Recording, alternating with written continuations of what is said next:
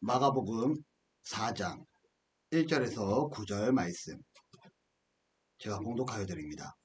예수께서 다시 바닷가에 가르치시니 큰 무리가 모였거늘 예수께서 바다에 떠있는 배에 올라 앉으시고 온 무리는 바다의 육지에 있더라.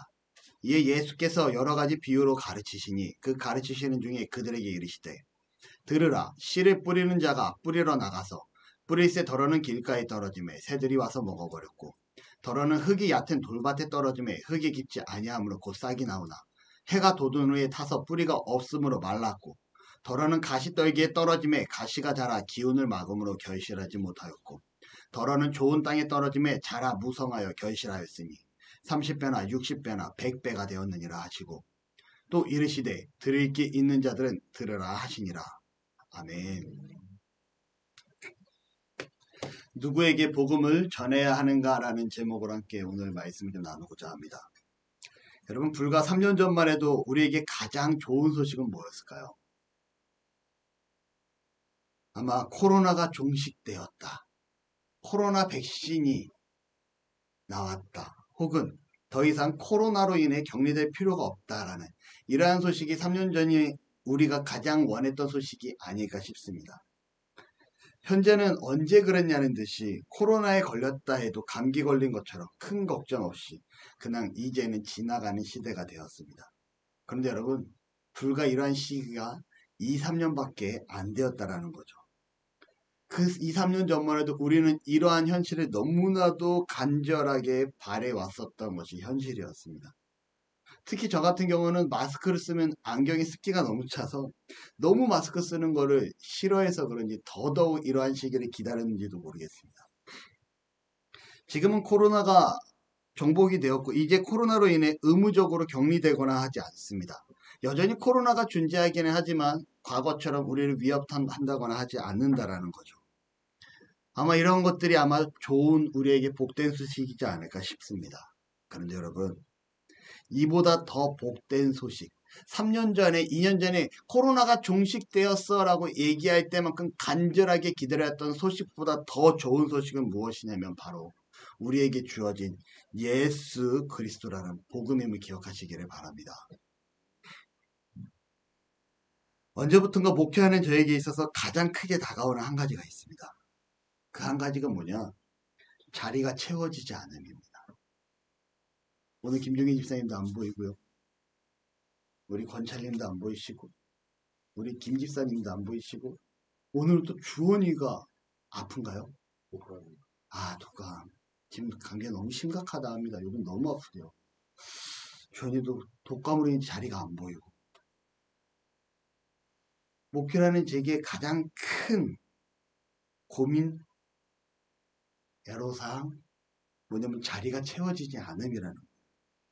그래서 이제 우리가 2년 동안 땅끝까지 이르러 내 증인이 되라라는 표현을 24년과 25년에도 이어서 유지하고 있습니다. 이유는 이 자리를 채우기 위해, 전도하기 위하기 때문에. 빈자리를 볼 때마다 누구는 제가 아시는 목사님이 개척하고 6년 만에 교회를 건축했다라는 소식을 듣습니다. 너무 부러운 거예요. 이 목사님은 어떻게 하셨길래 개척을 하고 6년 만에 교회를 건축을 했을까? 또 제가 아시는 분은 저보다 늦게 개척을 합니다. 근데 그 교회는 끊임없이 성장하는 거의 한 달에 2, 3명 이상씩 새로운 성도가 들어오는 모습을 이분이 페이스북을 통해서 교회를 광고하고 교회를 알리는 모습을 보게 됩니다. 솔직한 마음으로, 목회자의 마음으로 너무 부러워요. 사람이 늘어나는 것이 부러운 것이 아니라 함께 예배하는 예배자가 늘어나는 그 모습이 너무나 부럽습니다. 혼자 속으로 생각하죠. 지방교회라 땅값이 싸니까 교회를 좀 지을 수 있지 않았을까? 저분은 새로 지은 아파트촌에 상가를 분양받아서 현대적인 인테리어라고 예쁘게 해놓으니 젊은 부부들이 좀 모이는 게 아닐까? 이런저런 생각을 합니다. 그럼 우리 교회도 좀 반듯한 상가나 혹은 좀 더 넓은 곳으로 가야 채워지나? 일부 목사님들은요. 차 목사, 교회가 그릇이 준비돼야 교회가 채워지는 거야. 교회 좌석이 작은데 그 좌석수에 맞춰서 성도가 올 수밖에 없어. 더 많은 인원이 모이려면 더 큰 데로 가야지라는 권면을 저에게 하기도 합니다. 하지만 이건 어찌됐건 다 개인적인 주관이라는 거죠. 그리고 이번 노예를 다녀오면서 정말 많은 고민과 생각을 하게 됩니다.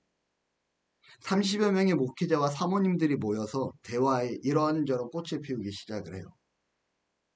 그때 한 목사님께서 이런 말씀을 합니다. 코로나 시기 이전에는 교회가 열심히 전도했는데 코로나 시기가 끝나고 언제부턴가 전도하고 있지 아니한 자신의 교회의 모습을 발견하게 되었다 그래요. 그래서 이제 다시금 전도해야 됩니다, 여러분. 그리고 교회에 광고를 하고 전도를 하기 시작을 합니다. 그리고 올해부터 어떠한 전도를 하냐? 빈대떡을 붙여서 길거리 전도를 하기 시작을 했다 합니다. 정말 빈대떡 전도를 한 거예요. 그런데 어르신들은 좋아하는데 어린아이들은 별반 관심을 갖지 않았다라는 거죠. 그래서 사람들이 좋아하는 거는 알겠는데 이 어린아이들까지 좋아할 수 있는 게 무엇이 있을까 고민하다 끝에 풀빵으로 바꿔서 전도를 하기 시작하기로 했다고 합니다. 여러분, 풀빵 전도 어떻게 보면 붕어빵입니다.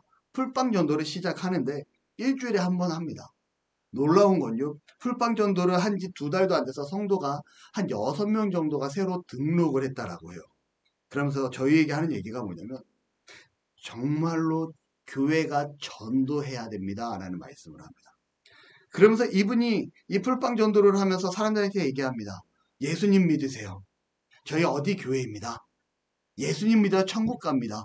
이러면서 풀빵을 주면서 전도를 어른이든 아이든 하게 되죠. 많은 아이들과 지나가는 사람들이 이 풀빵을 받고 좋아하며 풀빵을 먹으면서 지나갑니다. 그리고 어느 날 이 목사님이 한 말씀에 이슈가 있는데 풀빵을 나눠주며 하는 전도를 이렇게 교회에서 자료로 역사적인 걸 남기기 위해 사진을 찍습니다. 한 아이의 부모가 연락이 왔다라고 해요. 왜 허락도 없이 남의 아이의 사진을 찍었느냐? 이 아이의 인권을 생각하지도 않는 것이냐? 라며 다짜고짜 쏘아붙이는 전화를 받았다고 합니다. 그러니까 이 목사님께서 처음엔 당황했다가 우리 교회에서 전도하는 모습을 찍긴 했는데 제가 선생님들께 물어보니 선생님들은 사진 찍은 사람이 아무도 없다라고 합니다. 사진 찍은 사람은 저 혼자인 것 같은데 그러면 오셔서 가까운 데 계시는 것 같으시니까 아이가 이 동네에서 놀고 있었다가 그렇게 했으니까 오셔서 제 핸드폰을 보시고 사진이 아이가 찍혔으면 그 부분을 가지고 문제를 삼으시면 삼으시고 아니면 제가 삭제를 해드리겠습니다 라는 얘기를 하고 이 부모와 함께 약속 시간에 부모가 찾아오게 됩니다. 목사님 어디 있어요? 그리고 이 목사님이 나오게 되죠. 보셨습니까? 왜 남의 허락도 없이 남의 아이 사진을 입고 그래? 그리고 이 목사님께서 선생님의 아이가 어떤 아이인지 모르겠습니다. 죄송하지만 제가 사진을 보여드릴 테니 선생님의 아이라면 그 사진을 제가 삭제해 드리겠습니다. 그리고 이 아이의 사진을 몇몇밖에 없으니까 많이 찍은 게 아니니까 보여주기 시작을 하는데 대부분의 아이들의 사진들이 다 풀빵을 받는 뒤통수라든가 풀빵을 잡고 돌아서는 측면의 모습만 찍혔다 그래요. 그리고 이 아이는 당연히 뒤통수가 찍혀 있는 모습으로 사진이 찍혀 있게 됩니다. 우선은 아버님 아이가 이 아이인 것 같은데 말씀을 들어보니 요거 갖고 크게 큰 문제를 삼아야 될 것 같지는 않긴 합니다. 하지만 문제를 삼겠다 하시면 교회는 받아들이겠습니다.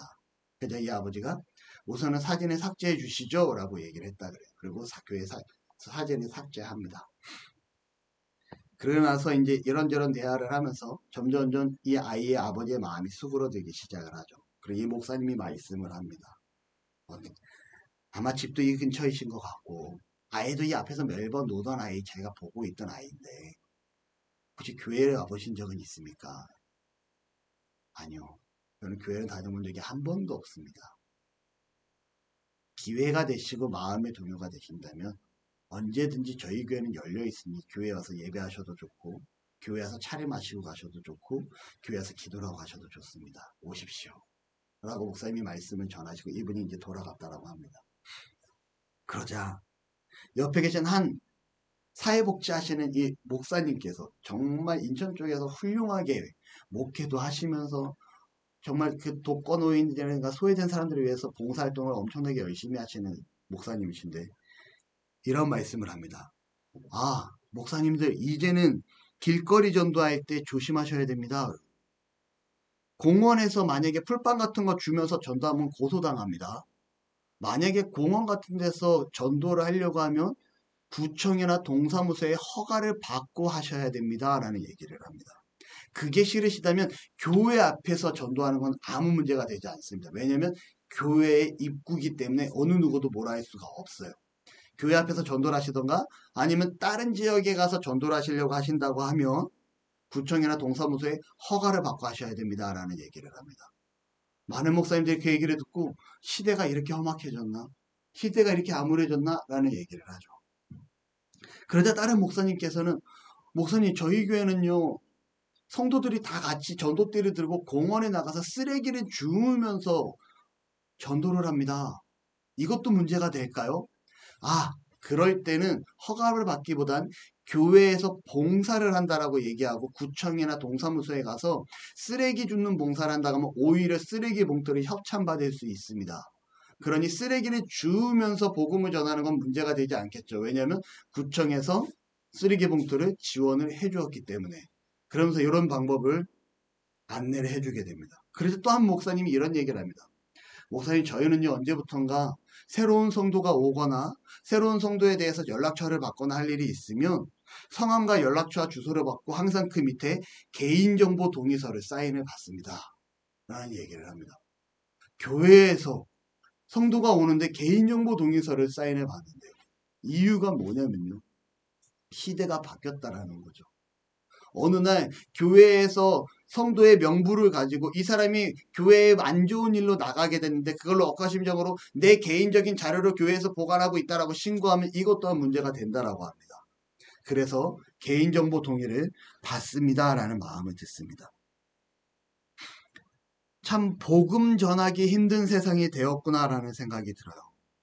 세상의 눈치를 보면서 부모들의 눈치를 보면서 연락처도 받기 힘들고 사진도 쉽게 찍지 못하는 세상이 지금 우리가 살아가는 그러한 세상입니다. 그런데 여러분 제가 이번 노회 때 이 목사님들과 대화를 하면서 가장 크게 느낀 것이 한 가지 있습니다. 움직이지 않으면 결실이 없다라는 거예요. 지난 시간 동안 우리 나눔교회 이름으로 구호원금도 하고요. 나눔 장학금도 하고요. 그리고 다양한 기부활동도 합니다. 그런데 여러분 생각해 보니까 교회 개척 이래로 단 한 번도 교회 이름으로 전도를 하러 나간 적이 없다는 거예요. 1차적으로는 제가 사업을 하다 보니까 시간이 없다라는 저만의 핑계였었고요. 2차적으로는 우리 성도님들께 시간적인 부담을 주기 싫었던 제 짧은 소견이지 않았을까 생각해 봅니다. 저는 목회자지만 사업가입니다. 또한 사업가지만 목회자입니다. 주변에서 저희한테 하는 말이 있어요. 차 사장은 어떻게 일을 진행하는데 어떻게 이렇게 거침없이 일을 진행해? 뭐가 이렇게 진취적이야? 그때 제가 항상 하는 말이 있습니다. 아주 간단하게 얘기해요. 움직이지 않으면 아무것도 되지 않기 때문에 움직입니다. 생각만 하고 있으면 아무것도 이루어지지 않아요.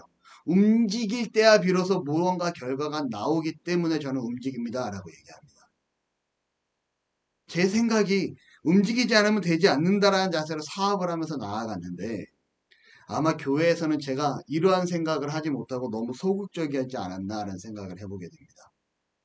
그러니 우리 교회 자리가 채워지지 않는 것이 움직이지 않았기 때문에 당연한 것이 아닌가라고 생각을 하게 돼요.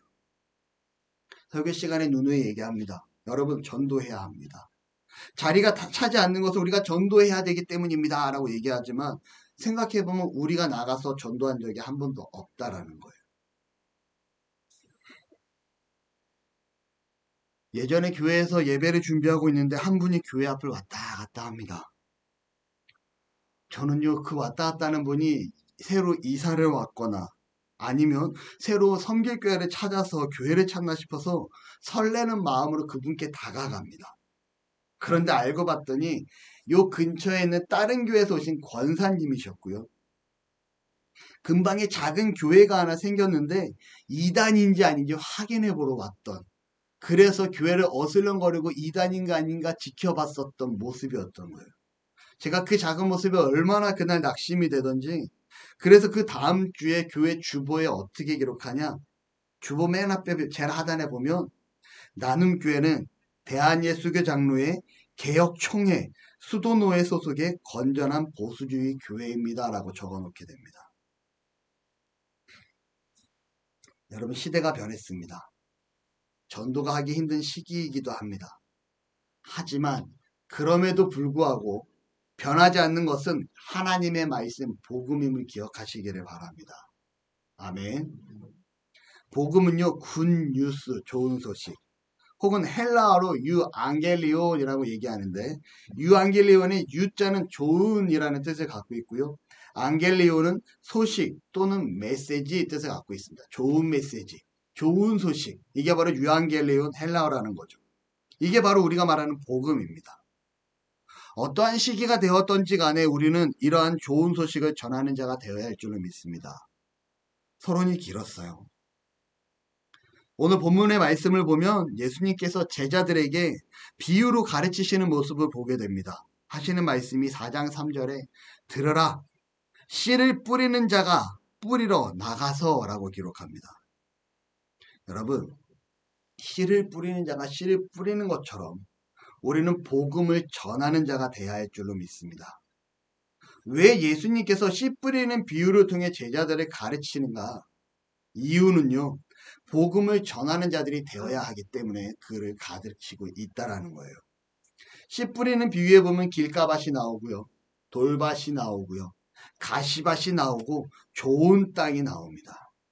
길가에 뿌려진 씨는 새들이 와서 먹어버리고, 흙이 얕은 돌밭에 뿌려진 씨는 싹이 나긴 하지만 해가 뜨거워 뿌리가 말라버리고, 가시밭에 떨어진 씨는 가시가 자라면서 기운을 막아 결실하지 못하고, 다행히 좋은 땅에 떨어진 씨는 30배, 60배, 100배의 결실을 맺는다라고 예수님께서 제자들에게 가르치시는 모습을 봅니다. 여러분, 씨 뿌린 자의 이 말씀을 보면 길가에 말씀이 뿌려졌을 때 길가밭은요, 사탄이 즉시 그 뿌려진 말씀을 빼앗는다라고 합니다. 이 말은 무슨 말씀이냐? 오늘 우리가 예배하는 가운데 예배하지 집중하지 못하고 딴 생각이 듭니다. 복음이 선포되어지는 가운데 그 복음에 집중하지 못하고 다른 생각을 하는 거예요. 하나님 한 분만을 예배해야 되는데 하나님 한 분만 생각나지 않습니다. 오만 잡다한 생각이 다 들어요. 예배 시간에 나도 모르게 오는 카톡을 시도 새도 없이 확인해야 되고요. 혹시 준비하고 있던 회사의 일 때문에 일정을 수시로 점검해야 되고요. 이것 말고도 집에 가서 할 일이 태산이라 정말 하나님의 말씀이 귀에 들어오지 않습니다. 길가에 뿌려진 복음의 말씀이라는 거죠. 저는 그래서 그런지요, 예배 시간에는 비행기 모드로 바꾸고 예배를 드립니다. 왜냐하면 그 어떠한 것도 방해받고 싶지 않기 때문에. 돌밭에 뿌려진 말씀은요, 말씀을 들을 때는 그 말씀에 감동이 있습니다. 아, 맞아. 내가 하나님 앞에 충성해야 돼. 내가 하나님의 청지기로 살아가야지. 그래, 내가 하나님 앞에 순종의 삶을 살아가야 되는 게 맞는 거야. 난 그렇게 창조되었어. 맞아, 하나님께 영광 돌려야 돼. 말씀이 선포되어질 때는 이런 말씀의 깨달음이 있습니다. 하지만 문제는 교회의 문을 나간과 동시에, 성경책을 덮음과 동시에 세상으로 돌아가는, 더 이상 하나님의 말씀이 내 삶 가운데 적용되지 아니하고 그냥 온전히 그냥 예배 시간에만 말씀 듣고 만족함으로 끝나버리는, 하나님의 말씀을 기억하지 못하는 삶, 그게 바로 돌밭에 뿌려진 씨입니다. 가시밭에 떨어진 말씀은요, 하나님의 말씀을 듣습니다. 뭔가 깨달음은 있어요. 그런데 이 말씀 가운데 걱정과 근심이 자리 잡습니다. 11조를 하자니 내 생계가 부족할 것 같고, 온전히 주일 성수를 하자니 해야 할 일이 태산이고, 더 나아가 이 주일 성수로 인해 내가 하고 싶은 취미생활도 못할 것 같고, 때로는 생계로 인해 일을 해야 되는데 이 시간에 예배하자니 내 생활비가 줄어들 것 같고, 새벽에 기도를 하자고 작정을 하자니 하루가 너무 피곤할 것 같고. 여러분, 정말 다양한 상황에 따른 모습들이요, 하나님 앞에 결단하지 못하게 하는, 그래서 그 복음을 결실하지 못하게 하는 것이 바로 가시떨기에 떨어진 말씀이라는 거예요. 그리고 마지막으로 좋은 땅에 떨어진 말씀은 30배, 60배, 100배의 결실을 맞는다라고 얘기합니다. 여러분, 그렇다면 어떠한 땅에 씨를 뿌려야 할까요? 좋은 땅에 뿌려야 하는 건가요? 많은 목사님들이 오늘 본문을 가지고 설교하실 때 전에도 말씀드렸었는데 뿌리는 자의 입장에서 설교한 게 아니라 저 이 네 종류의 땅을 치중해서 설교하고 가르치는 모습을 보게 됩니다. 그렇기 때문에 여러분 우리는 좋은 땅이 되어야 됩니다. 결실을 맺는 땅이 되어야 됩니다. 라고 얘기하고 있다라는 거죠. 그런데 4장 3절의 말씀을 보니까 아까 기억나죠? 씨 뿌리러 나갈세. 여러분 예수님은요. 길가에도 돌밭에도 가시밭에도 좋은 밭에도 씨 뿌리러 나갈세라고 말씀하십니다. 무슨 말씀입니까? 누군가는 좋은 밭일 수 있고요. 누군가는 길가밭일 수 있고요. 누군가는 가시밭일 수 있고 누군가는 돌밭일 수 있습니다. 하지만 우리는 이 사람이 좋은 밭인지 돌밭인지 길밭인지 전혀 알 수 없다라는 거죠. 그렇기에 우리는 무엇을 해야 됩니까? 복음을 전해야 된다라는 거예요. 누구에게요? 좋은 밭을 찾아서요? 아니요. 어느 누구에게나 복음을 전하는 자가 되어야 될 줄로 믿습니다. 바로 오늘 본문의 핵심은요. 어떠한 땅이 되건 간에 복음의 씨를 뿌려라가 오늘 본문의 핵심이라는 거죠. 다시 말씀드리지만 교회와 세상에는요. 다양한 사람들이 있습니다. 누가 좋은 땅인지 길가인지 가시밭인지 돌밭인지 알 수 없다라는 거예요. 그렇기 때문에 우리는 어느 누구에 대해 복음을 전해야 됩니다. 누구는 너무 저를 열심히 다니까 복음을 전하기가 꺼려지는데 누구는 교회를 좀 다녔던 것 같은데 잠시 쉬니까 내가 복음을 전하기가 좀 애매한데 지금 나랑 얘랑 친한데 내가 복음을 전하면 괜히 얘랑 나랑 껄끄러운 사이가 되지 않을까? 저 사람은 내가 잘 모르는 사람인데 저분은 내가 진짜 싫어하는 사람인데 내가 꼭 복음을 전해야 될까? 여러분 복음에 대한 이유를 생각하면요 끝도 없습니다. 우리가 우스갯소리로 핑계 없는 무덤은 없다고 합니다. 무덤에 가서 물어봤을 때 저는요 교통사고로 죽었는데요. 저는 정말 잘못한 게 없는데 갑자기 죽었어요. 저는 질병으로 죽었어요. 저는 건강관리를 잘했는데 말이죠. 저는요 자다가 죽었어요. 내가 왜 죽었는지도 모르겠어요. 저는 너무 억울해요. 여러분 이유 없는 핑계 없는 무덤은 없다라고 얘기합니다. 복음을 전하기에도 여러분 우리는 너무나 많은 핑계를 대고 있지 않아 생각을 해요. 우리의 상황에 접목해서 복음을 전하고자 하면 절대 복음을 전할 수 없습니다. 복음을 전함에 있어 어떠한 핑계도 없이 어떠한 사심도 없이 어떠한 구분도 없이 정말 주어진 상황에서 묵묵히 전해야 하는 것, 그것이 우리가 갖춰야 될 지혜가 아닐까 생각을 해보게 돼요. 정말 전략적으로 복음을 전해야 될 곳에서는 전략적으로 복음을 전하고 무식하게 복음을 전해야 될 곳에서는 무식하게 복음을 전해야 하는 것이 우리의 자세라는 거죠. 복음은 내 생각, 내 기준으로 판단하는 것이 아니라 불특정 다수를 향해 어떠한 상황이든지 전해야 하는 것이 복음임을 기억하시기 바랍니다. 사도 바울은요, 감옥에 갇혀서도 복음을 전합니다.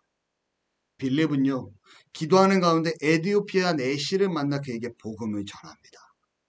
요나는요, 그가 원치 않았던 니느웨 성에 가서 복음을 전합니다. 왜 그랬을까요? 하나님의 명령이니까. 누가복음 14장 23절의 말씀을 보면 이렇게 기록합니다. 사람을 강권하여 데려다가 내 집을 채우라. 여러분 저도 그렇고 여러분들도 그렇고요. 복음을 부끄러워하지 않았으면 좋겠습니다. 아니, 복음을 부끄러워하면 안 되죠. 복음은요, 우리에게 있어서 생명과 같은 것입니다. 그렇기 때문에 복음을 전하는 것이 우리의 사명이고요. 복음을 전하는 은혜가 있기를 바랍니다. 2, 3년 전에 우리에게 간절한 복음은 뭐였습니까? 코로나 종식이었습니다. 하지만 그보다 더 좋은 소식은 무엇입니까? 죽을 수밖에 없는 자들이 살 수 있게 되었다.